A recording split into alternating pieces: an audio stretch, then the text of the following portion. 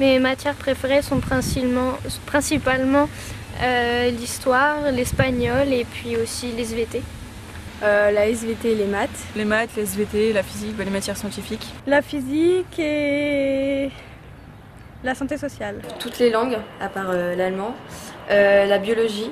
Mes matières préférées sont l'SVT et la physique. Parce que j'ai plutôt de bonnes notes.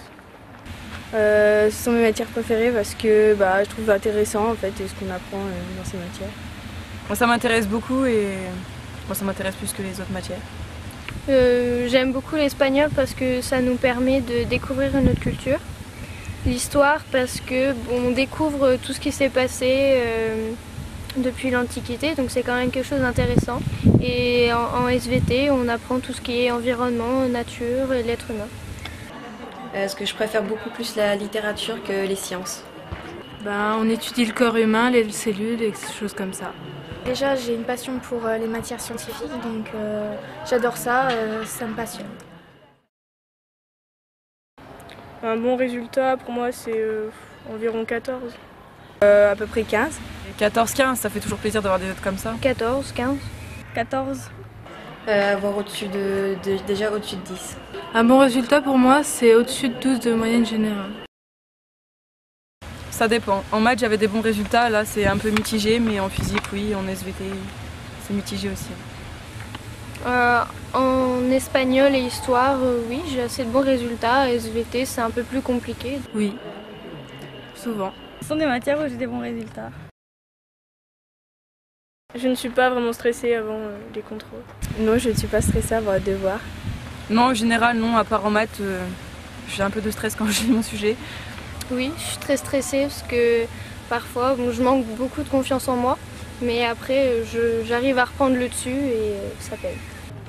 Oui, je suis stressée avant un devoir. Oui, je suis stressée avant un devoir.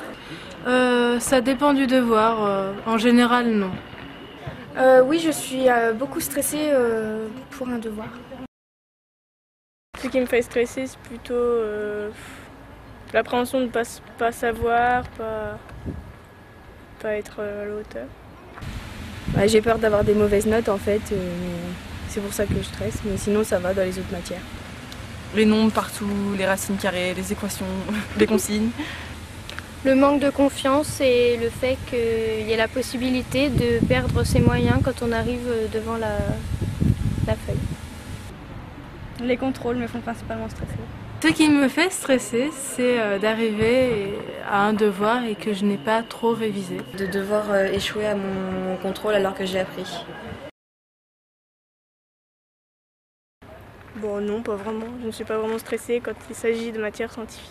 Un petit peu, oui, parce que c'est surtout un gros coefficient, les matières scientifiques au bac. Donc. Oui, parce que c'est des matières qui comptent beaucoup, que ce soit pour le bac ou même dans le bulletin. Oui, je suis plus stressée quand il s'agit de sciences. Bon, non, j'ai rarement confiance en moi. J'ai confiance en moi dans certaines matières, mais dans d'autres moins parce que j'ai des moins bons résultats. Non, parce que j'ai pas confiance en moi en général, mais je pense qu'il faut se faire confiance quand même. Oui, j'ai énormément confiance en moi vu que ce sont des matières que j'adore vraiment. Non, je n'ai pas confiance pour les contrôles en sciences.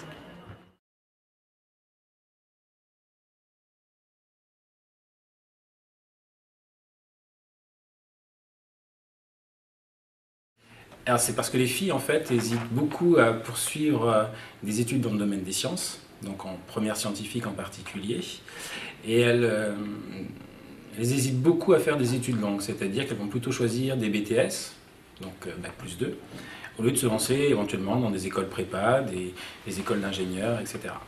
Le but principal, c'est d'essayer de promouvoir un petit peu les sciences auprès des jeunes filles qui ont une certaine tendance, malgré leurs excellents résultats, à essayer plutôt d'envisager des études courtes que des études longues derrière et donc sacrifier les sciences.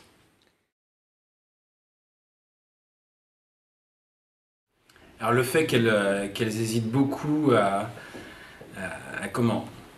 trouver leur voie, c'est-à-dire quand elles sont en seconde, elles hésitent beaucoup dans la filière qu'elles vont choisir. Aussi dans les contrôles. Dans les contrôles, elles vont souvent s'arrêter sur une première question, une question qui va les bloquer, elles vont tout de suite rester bloquées, pas du tout passer aux suivantes. Alors que les garçons, eux, vont faire toutes les questions du contrôle sans aucun problème et auront du coup une meilleure note, alors qu'en fait, ils ont le même niveau au départ que les filles.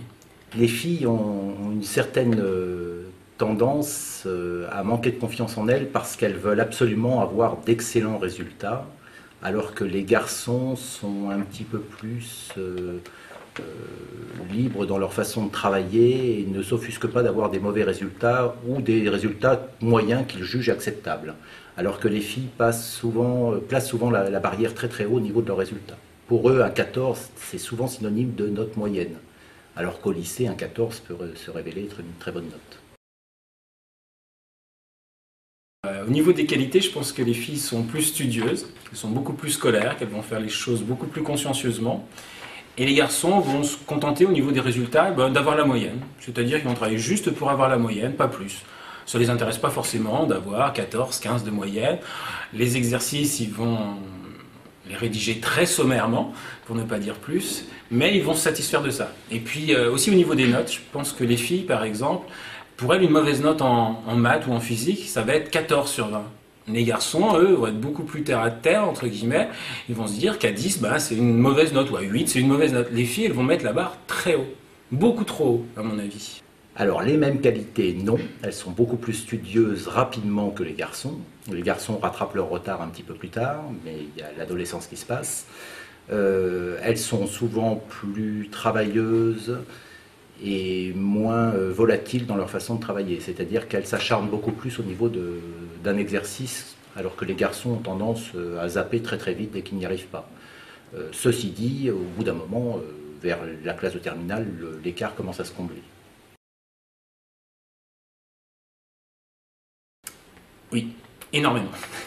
Une pression énorme pour chaque contrôle, à mon avis, elles stressent beaucoup plus que les garçons.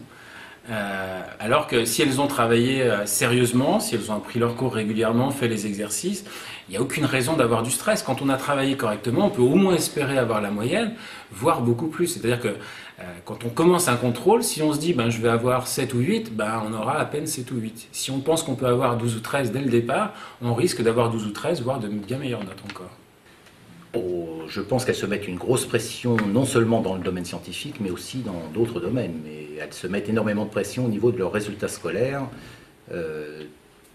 pression parfois familiale aussi, mais pour elles, le désir de bien réussir est extrêmement important. C'est plus qu'une appréhension. Alors qu'en physique et en SVT, c'est pas du tout la même chose. Je pense que en fait, la physique et les SVT, il y a des TP, des travaux pratiques, et le fait de manipuler, de se raccrocher à des choses plus dont on voit le sens, on va dire, plus qu'en maths, ça les aide à se rassurer. Alors qu'en maths, elles ont énormément peur des maths. Et depuis, à mon avis, très longtemps, pas simplement depuis la classe de seconde, depuis déjà le collège, on a l'impression qu'elles sont un petit peu traumatisées par les maths. L'appréhension qu'ont les filles par rapport aux sciences est différente dans le sens où les mathématiques sont une matière qu'ils ont en classe depuis pratiquement le départ, puisque dès le CP, le CE, on commence à travailler les mathématiques. Donc souvent, les lacunes qu'elles peuvent avoir dans ces disciplines-là sont très très anciennes. Les sciences physiques, ils ne les commencent qu'au collège, généralement, la SVT aussi. Donc les prérequis, ce que l'on appelle les connaissances de base, sont moins importantes dans ces deux disciplines-là. Et la difficulté des mathématiques, c'est qu'on a beaucoup d'empilage de connaissances à maîtriser. Et c'est pour cela qu'ils ont beaucoup de difficultés.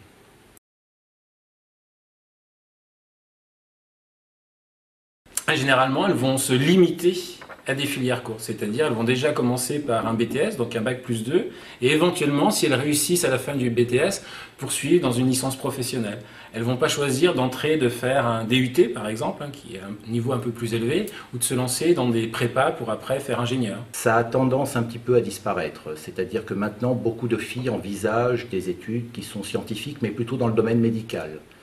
On rencontre beaucoup de filles maintenant en pharmacie et médecine, et leurs objectifs, c'est que si elles ne réussissent pas, elles s'orientent très facilement vers des études courtes type infirmière.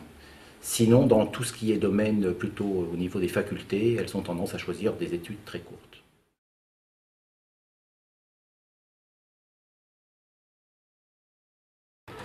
En maths, j'ai perdu beaucoup de points. J'ai dû perdre 4 points en un trimestre, mais sinon en physique, j'ai progressé. Et en SVT, c'est stable. En maths, mes résultats sont assez en baisse. En physique, c'est à peu près stable. Et en SVT, j'ai augmenté. Alors en physique et en maths, j'ai un peu baissé et en SVT, j'ai beaucoup baissé. Il progresse en physique et il reste constant dans les autres. Durant ces derniers trimestres, mes notes en sciences sont restées les mêmes, autour de 19,5. Au premier trimestre, j'avais 15 de moyenne en SVT, 12 en maths à peu près et 14,5 en physique. Au deuxième trimestre, en maths, ça a augmenté. En SVT, c'est resté pareil et en physique, ça a baissé. Alors au premier trimestre, la SVT, ça a baissé. Enfin non, j'avais une bonne moyenne, mais après, ça a baissé de 4 points. En maths, j'ai autour de 9 dans les 2 trimestres. Et en physique, ça a baissé aussi d'environ 1 ou 2 points au deuxième trimestre. Alors tout dépend des chapitres en cours. Donc certains demandent plus de travail que d'autres. Donc forcément, il y a des notes par chapitre qui sont des fois plus hautes, d'autres plus basses. Au deuxième trimestre, j'ai un peu baissé en SVT et j'ai plutôt augmenté en physique et en maths. Mes résultats sont très bons et restent constants en sciences. Non, ça c'est... Enfin, pas dans notre classe en tout cas, non. Dans notre classe, non, pas spécialement. Non, j'ai jamais remarqué qu'il y avait une compétition. On s'aide tous et c'est mieux comme ça. J'ai pas vraiment l'impression qu'il y ait une compétition entre les filles et les garçons. Non, il n'y a pas de compétition entre les filles et les garçons. Il n'y a pas de compétition. Non, il n'y a pas de compétition. Personnellement, je trouve pas qu'il y ait une compétition entre les filles et les garçons dans la classe. Non, pas du tout. Ni entre les filles et les garçons, ni entre ceux de la classe. Même avec l'autre classe de S, il n'y a pas de compétition entre les deux classes. C'est vraiment, tout le monde est là pour s'entraider et on sait qu'on peut compter les uns sur les autres. Pas du tout. Au contraire, on s'aide entre nous quand quelqu'un a du mal, par exemple pour un exercice ou pour un cours qu'il n'a pas compris. Que ce soit un gars ou une fille, on s'aide donc... Non, je vise le bac tout court pour l'instant.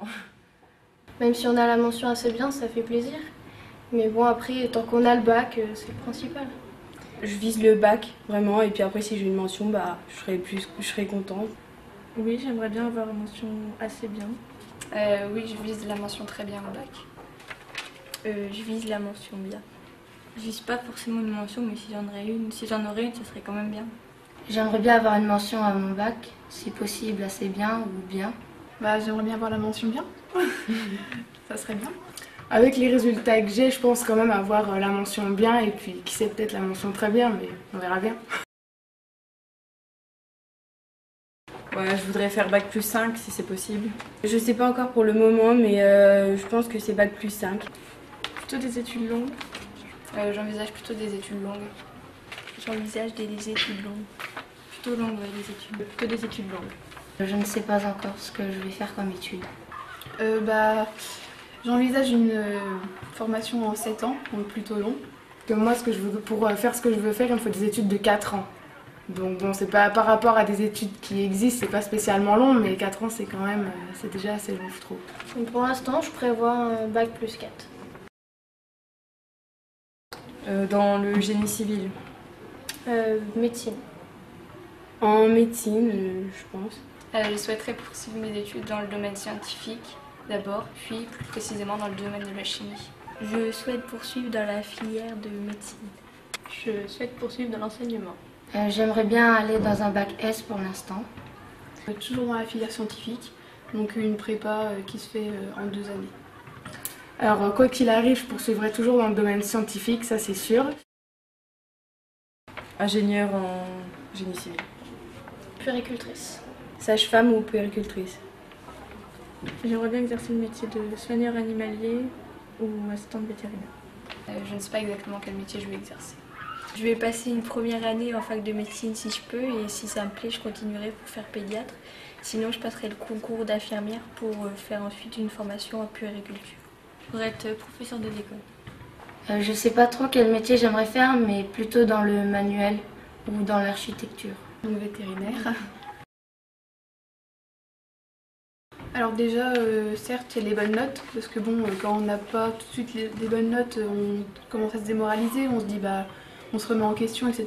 Donc c'est vrai que moi j'ai pas eu trop de mauvaises notes au début, donc ça m'a permis d'avoir confiance en moi. Et après aussi je dirais que les profs vous soutiennent beaucoup, que ça soit en extérieur ou même pendant les cours, on peut leur poser des questions, ils peuvent venir nous voir par exemple dans un exercice, donc ça aide aussi à avoir confiance en vous. Donc même sur les bulletins ils mettent des petites appréciations, bon ça fait plaisir quoi, donc les profs nous soutiennent beaucoup en matière scientifique comme des autres matières quoi. Donc, forcément les bonnes notes en matière scientifique m'ont beaucoup dirigée dans ce domaine-là, parce que forcément j'ai toujours préféré faire un DM de maths plutôt qu'une disserte de philo ou une expression en français. Et puis surtout les professeurs qui ont toujours été derrière nous, qui nous ont toujours aidés. Mes parents aussi qui m'ont beaucoup poussée à poursuivre dans le domaine scientifique. Et puis après je me suis toujours dit qu'il y a des filles qui ont déjà réussi, donc pourquoi pas moi. Après il suffit juste de s'en donner la peine et de travailler régulièrement. Personnellement je dirais que 14 est une bonne note. Mais bon après 12 n'est pas non plus une mauvaise note quoi, donc faut pas dramatiser quand on a 12 ou moins. Alors moi une bonne note c'est dès l'instant que j'ai entre 14 et 20. Après je dirais pas que quand j'ai en dessous de 14, donc par exemple entre 10 et 14 c'est une mauvaise note, mais j'estime que j'aurais pu faire mieux. Par contre si j'ai en dessous de la moyenne, là je considère vraiment que j'ai raté et que j'ai une mauvaise note.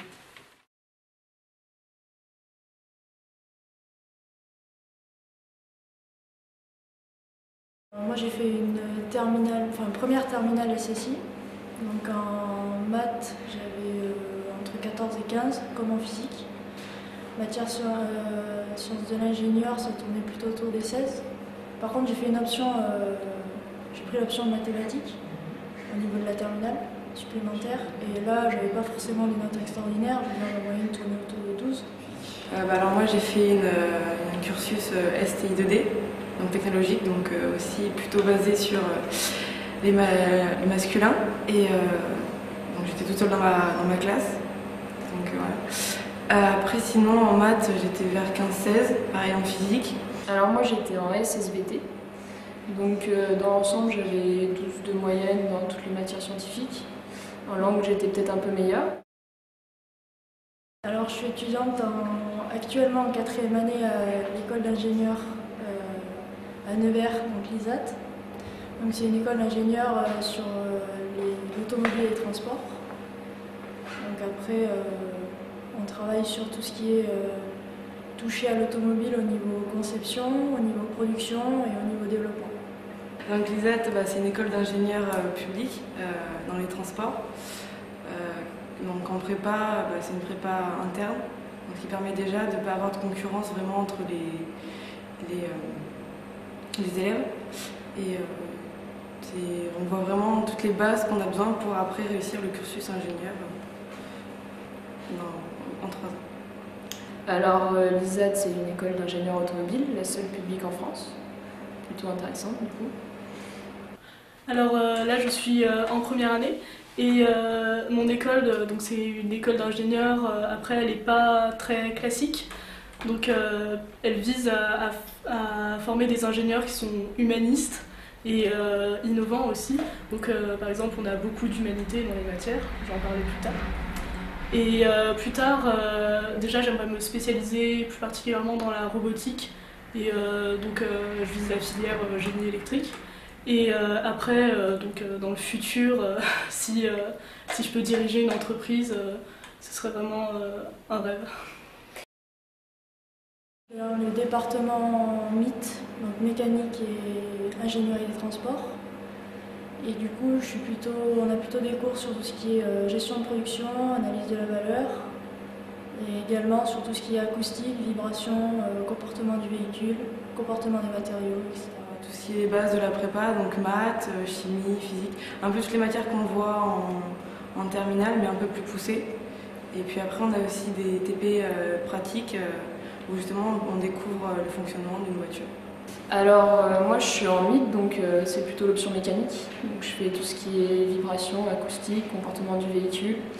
Je fais aussi matériaux et puis on fait pas mal de gestion de production aussi. Donc on a bien sûr les matières scientifiques comme maths, physique, avec aussi des matières nouvelles comme la thermodynamique et la conception, l'informatique aussi. Et ensuite on a les humanités, donc pour par exemple l'anglais ou la culture com, pour nous sensibiliser à tous les enjeux de la société, à nous apprendre comment fonctionne une entreprise, etc. Alors, c'est assez varié au niveau informatique, on est plus axé développement, donc programmation. On fait de la comptabilité, du droit, du réseau et quelques matières annexes. Moi j'ai toujours été passionnée par tout ce qui était mécanique, qu'elle soit automobile, qu'elle soit moto ou même agricole. Donc pour moi ça n'a pas été un choix bien compliqué. L'ISAT étant la seule école automobile publique, ingénierie automobile publique, ça a été direct. J'étais plutôt déjà j'avais plus de facilité en scientifique. Puis l'automobile ça me plaisait pas mal et du coup je me suis dit pourquoi pas aller à Nevers pour faire ingénieur automobile. Alors moi j'ai toujours été plus forte dans le scientifique, ça me plaisait plus, j'ai toujours aimé les maths, donc déjà je me suis orientée vers scientifique. Et après l'ISAT, j'ai toujours aimé les voitures et mon rêve c'est de devenir designer automobile. Donc avant de faire design, je me suis dit qu'un diplôme d'ingénieur ça pouvait être pas mal. C'est surtout par amour pour les sciences et aussi pour pouvoir créer quelque chose, aussi l'envie de diriger une entreprise plus tard, avoir une équipe. Mais c'est surtout pour la science et pour donner quelque chose à la société aussi. Tout simplement parce que depuis toute petite, je suis passionnée par les jeux vidéo et dès mon premier ordinateur, j'ai adoré bidouiller en fait et au final, je me suis retrouvée là-bas vraiment par passion pour en apprendre plus sur ce que je faisais. Je connaissais la machine de l'extérieur, de ce que je pouvais en voir ou essayer de faire, mais je voulais vraiment plus approfondir mes connaissances. Alors actuellement, en 4e année, il faut savoir qu'il y a la possibilité de faire un semestre à l'étranger. Donc on est uniquement 90 dans la promotion complète, dont 49 dans mon département. Et on est 3 filles, dont une étudiante chinoise. Sur 88, il y a 5 filles. 4 sur 90. Dans ma classe, il y a seulement 5 filles sur 25, mais dans l'école, il y a 30% de filles en tout, ce qui est quand même une bonne proportion pour une école d'ingénieur, même si c'est loin de la parité. Aucune. À l'ISAT, on est beaucoup basé sur l'entraide. On est beaucoup basé sur tout ce qui est travaux pratiques au niveau de l'école, et on a beaucoup de comptes rendus à faire, et le plus souvent, on se regroupe pour faire ces comptes rendus et essayer de faire quelque chose, un bon rendu en groupe comme c'est demandé à un ingénieur dans son métier futur. Je pense pas, non. Après il y a toujours, savoir, mais c'est un peu vraiment la différence entre des camarades, pas en fonction de filles ou garçons. Alors moi je vois pas ça comme ça, non. Après on est dans un milieu qui est censé être plutôt machiste, mais au final on le sent pas vraiment, on se trouve des gens qui nous conviennent, et puis du coup non, il n'y a pas de compétition, il y aura juste la compétition qu'on a entre camarades, on va dire. Mais... Non, pas du tout. En fait, vu que je suis un peu dans une prépa intégrée, il y a de compétition entre personnes. Et vraiment, on travaille pour soi et on ne fait pas attention à ce que les autres pensent de nous. Actuellement, je ne vais pas dire qu'ils sont bons ou mauvais, ils sont satisfaisants dans le sens où j'ai validé tous mes semestres depuis la première année jusque là, mon dernier semestre de 4e année, sans avoir de rattrapage à passer. Donc est-ce qu'on peut dire que c'est bon? Sûrement, pour moi c'est satisfaisant. Globalement, étant donné que je viens de STI 2D, c'est un peu plus difficile que pour S. Après ça se fait tout à fait, j'ai quand même des S qui sont derrière moi. Après, on peut faire mieux, mais c'est pas catastrophique. Pas trop mauvais, je pense.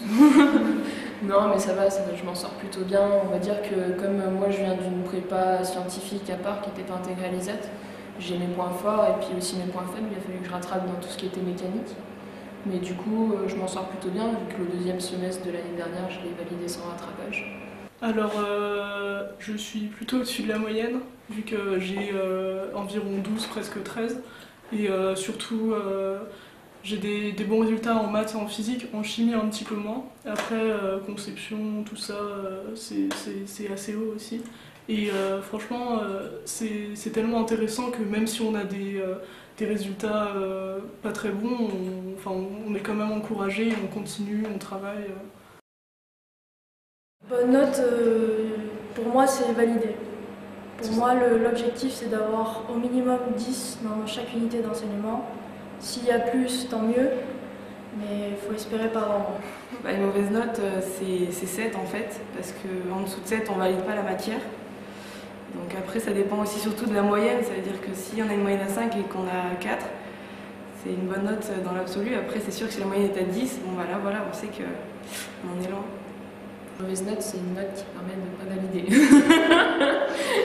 Dans l'ensemble, non, mais je préfère, venant de prépa, c'est vrai que des fois c'est satisfaisant d'avoir au-dessus de 10, donc j'essaye d'avoir toujours au-dessus de 10.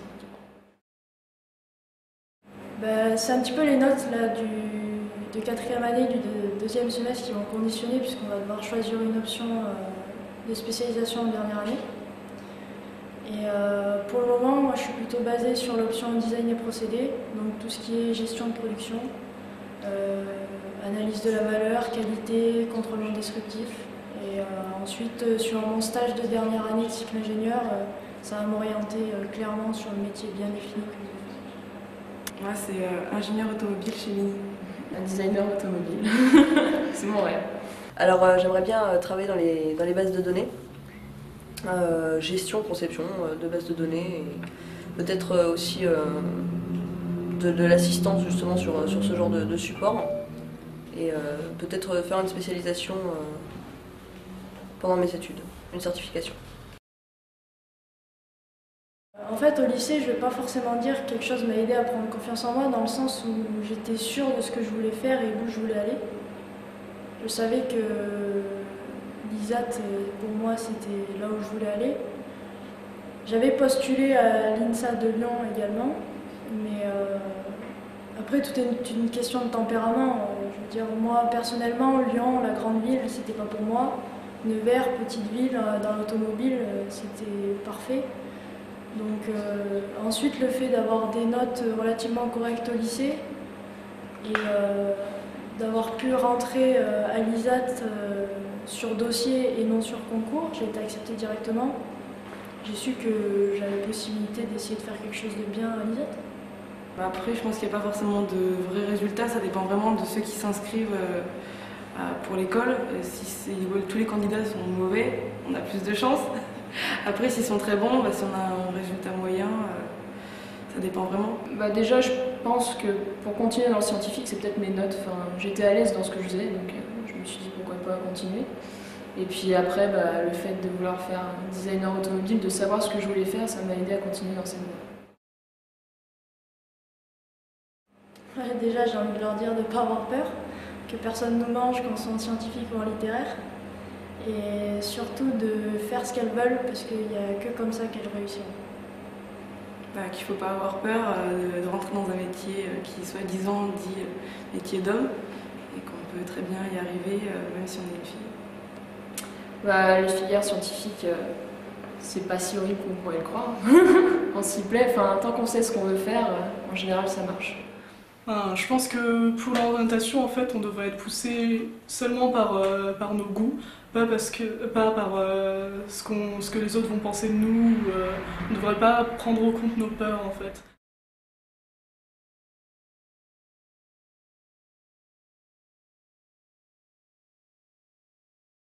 Alors on a ouvert un espace de 230 mètres carrés avec un showroom de démonstration de nouvelles technologies, notamment l'impression 3D. Vous avez derrière moi une imprimante, des vitrines interactives et puis tout ce qui concerne le e-commerce, la création de sites internet, la réalité augmentée, tout ce qui est aussi objet connecté. Le premier, c'est de monter des cursus de formation pour accompagner ces entreprises. Le second, ça va être de monter des partenariats pour trouver aujourd'hui ce qui se fait en termes d'innovation numérique et donc avoir des entreprises qui viennent démontrer leur technologie. On a aussi un espace de coworking, donc c'est accueillir des jeunes entrepreneurs qui souhaitent développer leur entreprise autour du numérique. Et puis enfin, on promouvoit aussi auprès des collectivités les usages sur la e-santé et la e-éducation. Je trouve que le numérique, c'est au cœur du monde de demain. Donc j'ai vraiment l'impression d'être dans l'innovation et dans ce que sera notre futur. Et ça, c'est passionnant. Et puis c'est aussi être dans la démarche d'accompagnement et de conseil, c'est-à-dire être au sein d'entreprises ou de collectivités et de comprendre quels sont les nouveaux usages numériques à destination des clients, des citoyens. Alors j'ai pas fait une filière scientifique à mon grand regret. J'ai des parents qui n'avaient pas fait d'études supérieures, donc j'étais un peu déstabilisée. J'étais une élève moyenne en tout. Donc on m'a orientée vers un bac opérationnel de gestion. Donc j'ai fait un bac G3 à l'époque. Et puis comme j'ai plutôt bien réussi, j'ai décidé de continuer. Donc j'ai fait un DUT en technique de commercialisation. Je suis sortie majeure de ma promo, donc ça m'a donné envie de continuer également. Et là j'ai passé un concours pour rentrer à la MSG de l'IAE de Caen. Donc j'ai fait une maîtrise de sciences de gestion qui prenait 30 élèves, donc j'ai été sélectionnée. Ça m'a donné une maîtrise et ensuite j'ai souhaité continuer encore vers un diplôme européen, et anglais en l'occurrence, donc un MBA. Je suis partie faire mes études en Angleterre.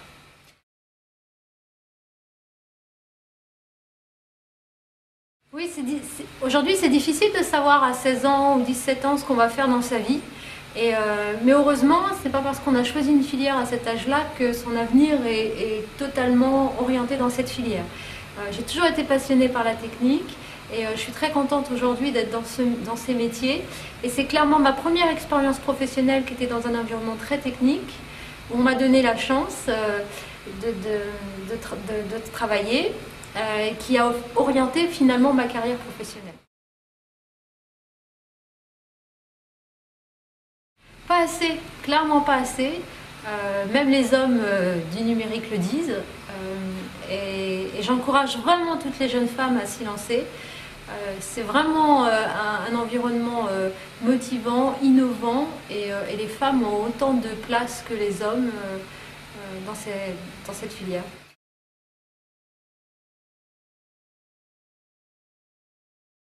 Je crois que quand on est plus jeune, j'ai un garçon et une fille aujourd'hui.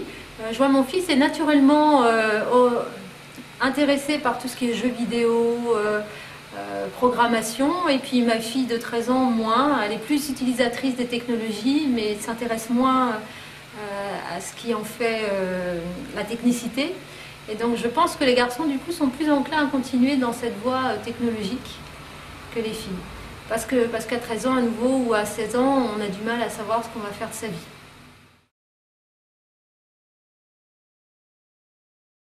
Moi, j'ai enseigné dans 3e année d'école d'ingénieur, 4e année, 5e année et en master. Parce que je vais faire partir de l'image des filles en sciences. Chacun a ses qualités particulières, des défauts particuliers. Après, on va éventuellement des différences des tendances, mais pas trop, pas forcément.